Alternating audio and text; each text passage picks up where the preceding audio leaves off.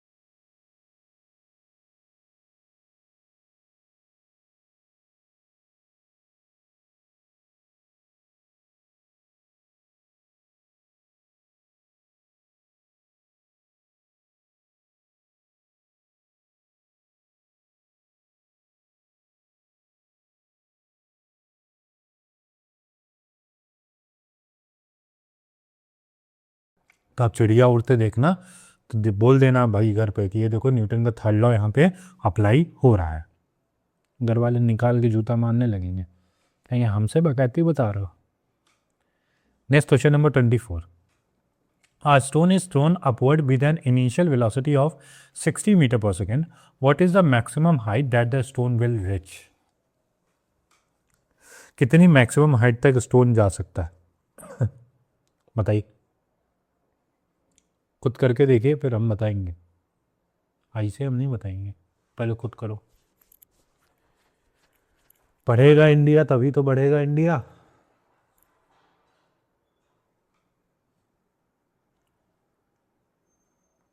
बताइए कैसे करेंगे, कौन सी इक्वेशन ऑफ मोशन लगानी है इसके अंदर।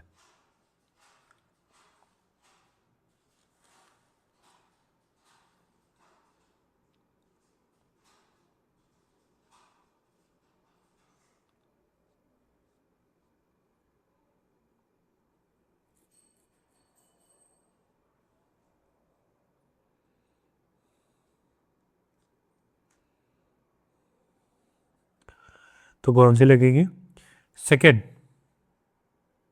कौन सी लगेगी सेकेंड, ठीक है। कौन सी, v square is equals to u square plus 2as, v square is equals to u square plus 2as। बताओ हमें निकालना क्या है, s मतलब क्या, हाइट ही तो निकालना था कि कितनी मैक्सिमम हाइट तक ऑब्जेक्ट जाएगा। तो बताओ अगर उसकी फाइनल वेलोसिटी इनिशियल वेलोसिटी उसकी 60 थी, मैक्सिमम हाइट पे उसकी फाइनल वेलोसिटी 0 हो जानी है। इनिशियल वेलोसिटी कितनी है, 60 का स्क्वायर प्लस 2। एक्सेलरेशन दिया गया, एक्सेलरेशन नहीं है यार इसमें, अच्छा एक्सेलरेशन तो ड्यू टू ग्रेविटी काम करेगा ना, अपोजिट जा रहा है तो माइनस का क्या हो जाएगा 10 लेते हैं, मैं जी की वैल्यू 10 ले रहा हूँ मैं यहाँ पे, ठीक है 9.8 नहीं ले रहा हूँ, इंटू क्या आ जाएगा h। अब बताओ 0 इज इक्वल टू 60 का स्क्वायर कितना होगा 3600, प्लस हट जाएगा यहाँ से क्योंकि प्लस माइनस क्या हो जाएगा, प्लस माइनस माइनस आ जाएगा, माइनस और कितना आ गया 20 इंटू एच। अब 20h उधर जाएगा तो प्लस का 20h हो जाए इज इक्वल टू कितना 3600। तो h की वैल्यू कितनी आएगी 3600 डिवाइड बाई 20, 0 से 0 कैंसिल और ये कितना आ जाएगा 18 टू 36 होता है तो 180 मीटर क्या होगी मैक्सिमम हाइट होगी जब बॉडी की इनिशियल वेलोसिटी कितनी होगी 60 मीटर पर सेकेंड। तो ऑप्शन नंबर कौन सा सही है, डी ऑप्शन इसका क्या होगा करेक्ट आंसर होगा। ठीक, नेक्स्ट क्वेश्चन है the particle undergoes uniform circular motion about which point on the plane on the circle the angular momentum of the particle remains conserved। बताइए particle undergoes uniform circular motion about which the point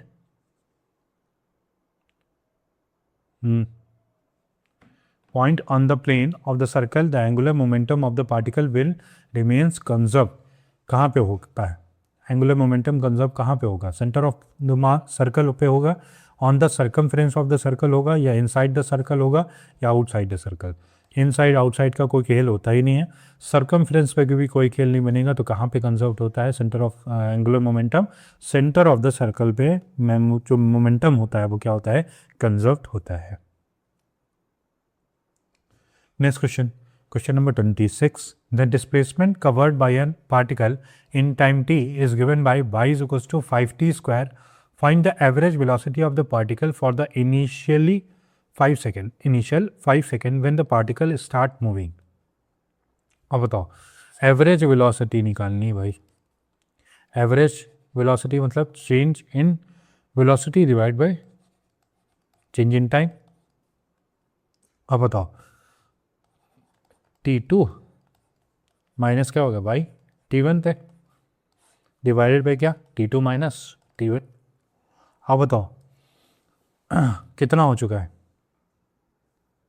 y की value, जब t की value 0 है, t की value कितनी 0, तो y 0 जो होगा वो कितना होगा 5 का 0 स्क्वायर इज इक्वल टू 0। अब t की वैल्यू कितनी हो चुकी है 5, कहाँ पे निकालना है 5, पहले t था ना, इनिशियल वेलोसिटी स्टार्ट हुई थी ना बॉडी, तो 0 था, फिर 5 सेकेंड बाद, तो y 5 की वैल्यू निकालनी, 5 का 5 स्क्वायर, तो 5 का स्क्वायर कितना होगा 25, 25 इंटू 5 125। ठीक, अब बताओ फाइनल कितनी है 125 मीटर, इनिशियल कितना है 0, टाइम कितना है 5 माइनस 0, तो 125/5 करेंगे तो कितना आ जाएगा,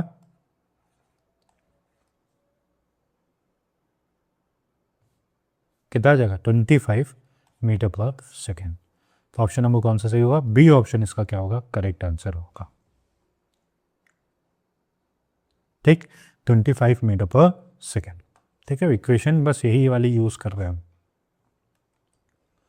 next question number 27, which of the following is an example of uniform circular motion.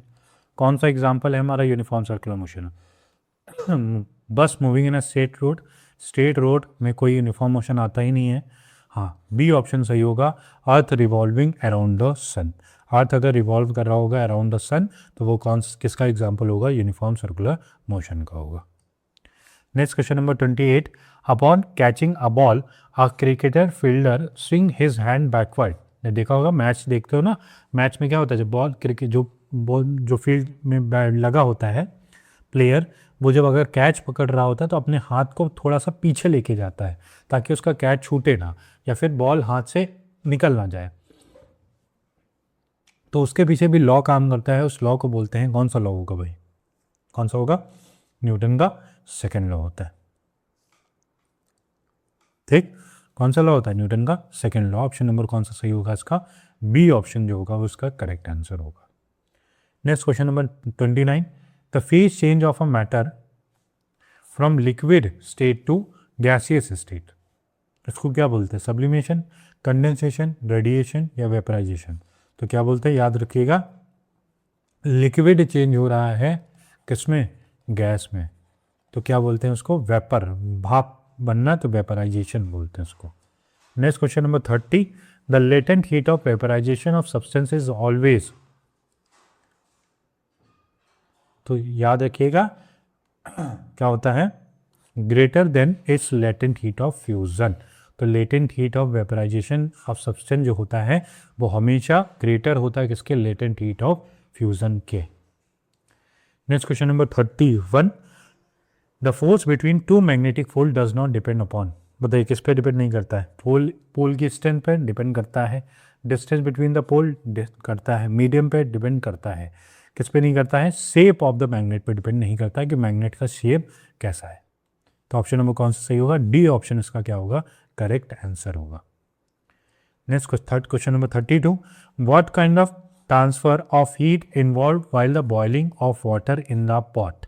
अब कभी भी पतीले में अगर आप पानी गर्म कर रहे हो तो कौन सा ट्रांसफर ऑफ हीट होता है, इवेपोरेशन होता है या कंडेंसेशन होता है या कन्वेक्शन होता है या रेडिएशन होता है। तो कौन सा होता है transfer of heat, convection transfer of heat होता है, इसको क्या बोलते हैं हम, जब हम बॉईल कर रहे होते हैं वाटर को किसमें, पॉट के अंदर, उसको क्या बोलते हैं, convection. Next question number 33, in liquid the heat transfer takes from by a means of, अभी देखा किस पे लेते हैं, कन्वेक्शन पे लेते हैं, किस पे लेते हैं, कन्वेक्शन। नेक्स्ट क्वेश्चन है, a bar magnet is held perpendicular to the uniform field if the couple acting on the magnet is to be halved by the rotating it, the angle by which it to be rotated, कितना rotate होगा, एक bar magnet को perpendicular held किया किसमें, uniform field के अंदर। अब इसमें जो कपल एक्ट हो रहा है मैग्नेट पे, उसको अगर हम आधा कर दें तो बताओ कितनी एंगल वो क्या हो जाएगा, रोटेट हो जाएगा। तो सबसे पहली चीज़ है, बार मैग्नेट का टॉर्क का जो फॉर्मूला होता है वो क्या होता है, एम बी साइन थीटा, क्या होता है, एम बी साइन थीटा। अब पहले केस के अंदर उसको प्लेस किया हमने क्या, परपेंडिकुलर मतलब कितना 90 डिग्री। अब साइन 90 की वैल्यू कितनी होती है 1, तो डायरेक्ट क्या आ जाएगा एम बी। और दूसरे केस के अंदर हमने उसके मैग्नेट कपल जो है एक्टिंग हो रहा है उसको क्या कर दिया, आधा कर दिया, तो 1/2 किसके हो गया, किसके हो गया, टॉर्क 1 के, तो 1/2 क्या हो जाएगा एम बी, 1/2 एम बी। आप बताओ 1/2 एम बी जो होगा वो किसके बराबर होगा, एम बी साइन थीटा 2 के, एम बी से तो एम बी कट गया, एम बी से एम बी कट गया। अब साइन थीटा 2 की जो वैल्यू होगी वो कितनी है 1/2। अब बताओ थीटा की वैल्यू साइन में कब आती है 1/2, कितने एंगल पे, तो कितने एंगल पे 30 डिग्री एंगल पे आती। तो थीटा 2 की जो वैल्यू होगी वो कितना घूमेगा, वो 30 डिग्री नहीं, गलत, 30 डिग्री नहीं घूमेगा। अभी तो वो रखा हुआ था किसमें 90 डिग्री में ना। अब वो डिफ्लेक्शन 30 डिग्री होके अगर माइनस करेंगे तो कितना डिग्री घूमेगा, वो 60 डिग्री घूमेगा। क्योंकि तुम्हें पता है एंगल ऑफ जो रोटेशन होगा द मैग्नेट वॉज इनिशियली किस पे था 90 डिग्री पे, अब किस पे है 30 डिग्री पे। तो रिलेटिव टू द फील्ड तो द एंगल वो रोटेट करेगा वो कितना होना चाहिए 60 डिग्री होना चाहिए। ऑप्शन नंबर कौन सा सही होगा, सी ऑप्शन इसका करेक्ट आंसर होगा। यहाँ कंफ्यूज मत होना, यही आंसर मार्क मत कर देना। रोटेशन पूछा गया है तो रोटेशन कितना होगा 60 डिग्री होगा। ठीक है, अब पूछता कि कितनी डिग्री पे वो है तो 30 डिग्री बताते। Next question number 35, describe the process by making an artificial magnet by stroking iron with an existing magnet in one direction repeatedly, by melting iron and cooling it in a magnetic field, by breaking a natural magnet into a smaller pieces, electrical charging iron। कौन से method से कर सकते हैं। Option A इसका best description होगा, by stocking iron with an existing magnet in one direction repeatedly. ये लगातार हम ये काम करेंगे तो वो जो मैग्नेट होगा, देखो बी वाला ऑप्शन भी मुझे सही लग रहा है क्योंकि मेल्टिंग आयरन को अगर कूल करते हैं मैग्नेटिक फील्ड के अंदर तो वो भी आर्टिफिशियल मैग्नेट बन सकता है। पर स्ट्रॉन्ग जो आंसर मुझे नज़र आ रहा है वो कौन सा होगा, ए ऑप्शन होगा इसका करेक्ट आंसर।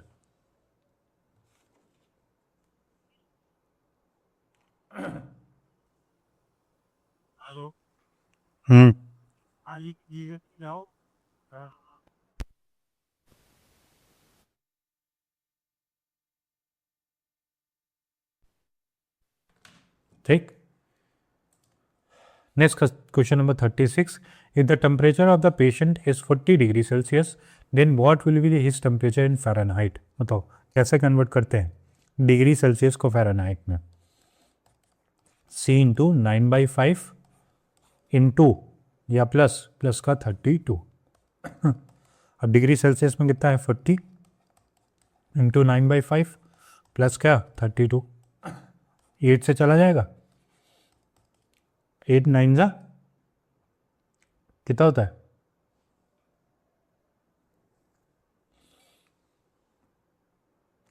72 प्लस 32 कितना आ जाएगा 104 फ़ारेनहाइट जो होगा उसका आंसर होगा डिग्री फ़ारेनहाइट। ये ऑप्शन क्या होगा करेक्ट आंसर होगा। Next 37, heating effect in the light bulb take place due to conduction convection या रेडिएशन। तो हीटिंग इफेक्ट जो होता है बल्ब के अंदर वो किससे होता है रेडिएशन। मतलब मान लो एकदम सन भी प्रोड्यूस करता है वो कैसा करता है हीट ट्रांसफ़र रेडिएशन के मेथड से। तो वैसे सेम हीटिंग बल्ब जो होता है लाइट बल्ब जो होता है वो भी किस मेथड से करेगा हीट ट्रांसफ़र रेडिएशन के मेथड से। Next question number 38, steel is preferred to a soft iron for making permanent magnet because susceptibility of steel is less than 1। नहीं, ऐसा नहीं होता है। Permeability of steel is slightly greater than soft iron. नहीं, steel has more coercive than soft iron. हाँ सही है, C option correct होगा, steel has more coercivity than soft iron. इसी वजह से हम स्टील को प्रेफर्ड करते हैं तो soft iron for making permanent magnet. उसका रीज़न क्या होता है, steel has a more coercive than soft iron. Next question number 39, a fan produces a feeling of comfort during a hot weather because our precipitation evaporates quickly, our body radiates more heat when air is flowing, fan supply cool air नहीं, conductivity of air increases नहीं। तो option number कौन सा सही होगा, A option, our precipitation evaporates quickly, बहुत तेजी से पसीना सूख जाता है ना, उसका रीज़न होता है ये। Next question number 40. An iron ball is 40 degree Celsius. It drop in MUG mug containing water at 40 degree Celsius. The heat will क्या होगी?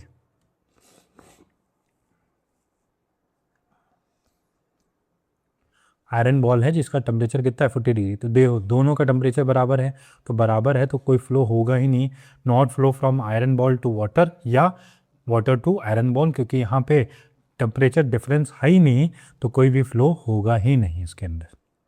ठीक, अब 5 मिनट का और ब्रेक देता हूँ आपको भाई, 5 मिनट बाद मिलता हूँ मैं आपसे।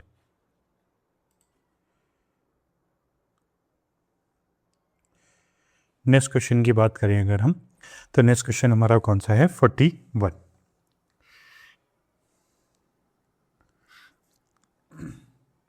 क्या बोला गया क्वेश्चन नंबर 41 में? A bar magnet has a length of 3 centimetre, cross section area 2 centimetre square and a magnetic moment of 3 ampere metre square. The intensity of magnetisation of bar magnet कितना होगा? हमें इंटेंसिटी बतानी है किसकी? Bar magnet की। अब magnetic moment की अगर बात करें, कैपिटल एम की जो वैल्यू दी गई है वो कितनी? 3 एम्पेयर मीटर स्क्वायर। ठीक, लेंथ की बात करें कितनी दी गई है? 3 सेंटीमीटर। सेंटीमीटर को मीटर में बदलना पड़ेगा, तो 3 इंटू कितना हो जाएगा? 10⁻⁻² मीटर। ठीक, अब area of cross section centimetre square में, तो मीटर में स्क्वायर में बदलना पड़ेगा, तो 2 इंटू 10 की पावर कितना होगा? -4 मीटर स्क्वायर। आ गया, सब कुछ आ गया। अब बताओ वॉल्यूम की बात करेंगे, तो वॉल्यूम कितना होता है? Area into length. अब क्यों वॉल्यूम की हमें ज़रूरत पड़ रही है? क्योंकि तुम्हें पता है मैग्नेटाइजेशन का जो फॉर्मूला होता है वो, अगर हम इंटेंसिटी ऑफ मैग्नेटाइजेशन जिसको हम आई से रिप्रेजेंट करते हैं उसको निकालना है, तो वो हमारा किसके बराबर होता है? Magnetic moment per unit volume के बराबर। Magnetic moment per unit volume. अब इसके लिए हमें वॉल्यूम की ज़रूरत पड़ेगी, तो वॉल्यूम के लिए फॉर्मूला क्या होगा? Area into length. एरिया कितना है भाई? 2 इंटू 10⁻⁻⁴, और लेंथ कितनी है? 3 इंटू 10⁻⁻²। बताओ 3 2 जा कितना होगा? 6 इंटू 10 की पावर कितना हो जाएगा? -6। वॉल्यूम आ गया मीटर क्यूब। मीटर क्यूब ही तो होगा क्योंकि वॉल्यूम है। अब बताओ आई मतलब क्या? Intensity of magnetisation. Magnetic moment कितना था? 3, और वॉल्यूम कितना आया है? 6 इंटू 10⁻⁻⁶। बताओ 3 2 जा कितना हो जाएगा? 6, तो 1/2 इज इक्वल टू 0.5 इंटू 10⁻⁻6 ऊपर जाएगा तो क्या हो जाएगा? +6। और इंटेंसिटी ऑफ मैग्नेटाइजेशन का यूनिट जो होता है वो एम्पेयर पर मीटर होता है। बताओ कौन सा है?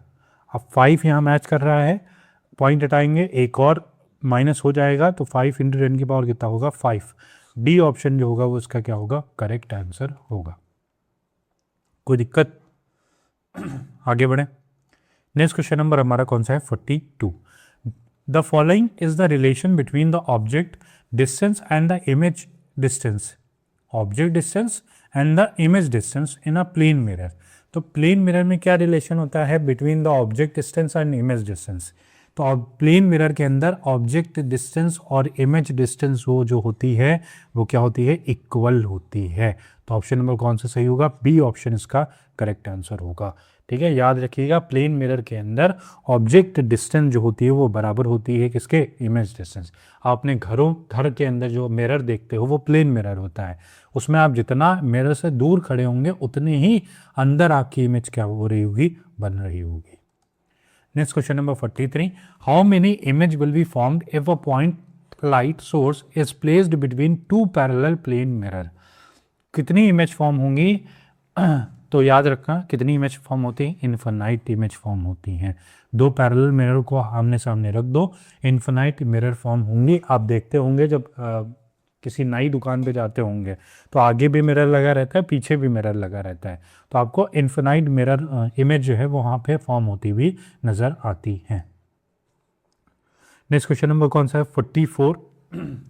In the process of rainbow formation in the sky, every rain drop is in the atmosphere acts like glass prism, glass slab, mirror या लेंस। तो रेनबो के अंदर रेनबो जो फॉर्म होता है स्काई में, तो किस वजह से फॉर्म होता है? रेन ड्रॉप की वजह से। अब रेन ड्रॉप जो होती है वो किस तरीके से बिहेव करती हैं? तो किस तरह बिहेव करती हैं, ग्लास प्रिज्म की तरह बिहेव करती हैं, तभी वो एक क्या फॉर्म करता है, रेनबो फॉर्म करता है। Next question number 45, light from laser torch is made to fall one by one on, पहले फॉर्म करेंगे प्रिज्म के ऊपर फिर ग्लास स्लैब के ऊपर, तो कौन सा फिनोमिना टेक प्लेस होगा ए और बी में, जब प्रिज्म पे फॉल करेंगे तो कौन सा फिनोमिना होगा, और जब ग्लास स्लैब पे फॉल करेंगे तो कौन सा फिनोमिना होगा, दोनों बताने हैं हमें। तो बताओ, कोई भी लेजर टॉर्च अगर प्रिज्म पे पहले जाएगी तो क्या होगा, रिफ्रैक्शन होगा, क्या होगा, रिफ्रैक्शन, और जब ग्लास स्लैब पे जाएगी तो क्या होगा, डिस्पर्जन होगा। तो ऑप्शन नंबर बी जो होगा वो क्या होगा इसका, नहीं डिस्पर्जन नहीं होगा, राइट, डिस्पर्जन तो स्प्लिटिंग ऑफ लाइट होता है, बी नहीं होगा, रिफ्रैक्शन होगा, और रिफ्रैक्शन दोनों केस में रिफ्रैक्शन आएगा, ग्लास स्लैब के अंदर भी और प्रिज्म के अंदर भी। तो ऑप्शन नंबर कौन सा होगा, डी ऑप्शन इसका करेक्ट आंसर होगा। कोई दिक्कत, समझ में आया?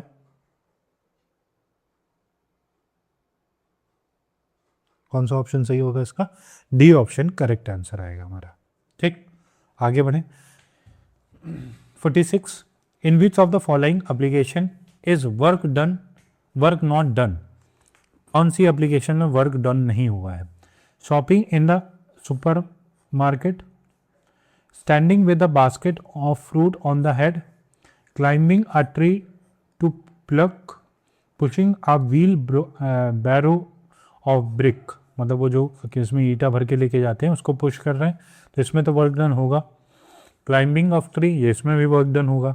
हाँ, इसमें वर्क डन नहीं होगा standing with a basket of a fruit on the head, क्योंकि यहाँ पे जो वर्क डन होता है वो क्या होता है, ज़ीरो होता है, क्योंकि एंगल जो होता है वो कितना फॉर्म हो रहा होता है, 90 डिग्री फॉर्म हो रहा होता है। फोर्स के 90 डिग्री में जो वर्क डन होगा इसका एंगल कितना होगा, 90 डिग्री होगा, इसी वजह से वर्क जो है वो क्या हो जाता है, ज़ीरो हो जाता है। नेक्स्ट क्वेश्चन है, one that the conservative force is fractional force, gravitational force, air resistance या नॉर्मल। तो कंजर्वेटिव फोर्स कौन होता है, ग्रेविटेशनल फोर्स होता है।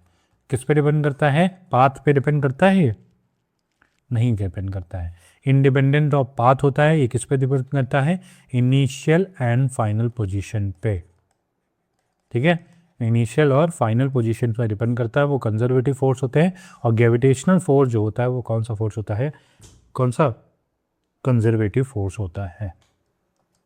Next question number 48, for the varying force the work done can be express as in definite integral of force over velocity, ऐसा आता ही नहीं है, definite integral of force over displacement, क्योंकि वर्क डन का formula क्या होता है, फोर्स इनटू डिस्प्लेसमेंट, क्या होता है, फोर्स इनटू डिस्प्लेसमेंट, या एफ एस कॉस थीटा, जब कोई एंगल फॉर्म होता है तो क्या होता है formula, F S cos theta. तो definite integral of force over displacement, velocity का कोई काम नहीं होता है, product of force and displacement नहीं होता है, क्योंकि यहाँ पे डेफिनेट इंटीग्रल भी होना चाहिए, ये एग्जैक्ट होगा इसका answer, definite integral of force over displacement.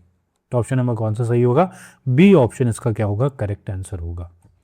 Next question number second last question है हमारा, a body is moving through a distance of 8 metre in a different way, maximum work is done when a body is pushed through a incline plane, raised vertically, pushed on a smooth roller, या pushed on a plane horizontal surface. बताइए किस पे होगा work maximum, किस में होगा, तो किस में होगा work maximum, raised it vertically, जब हम करेंगे वर्टिकली इसको रेज करेंगे तो जो वर्क होगा वो क्या होगा, मैक्सिमम होगा। तो कौन सा आंसर ऑप्शन सही होगा, बी ऑप्शन इसका करेक्ट आंसर होगा।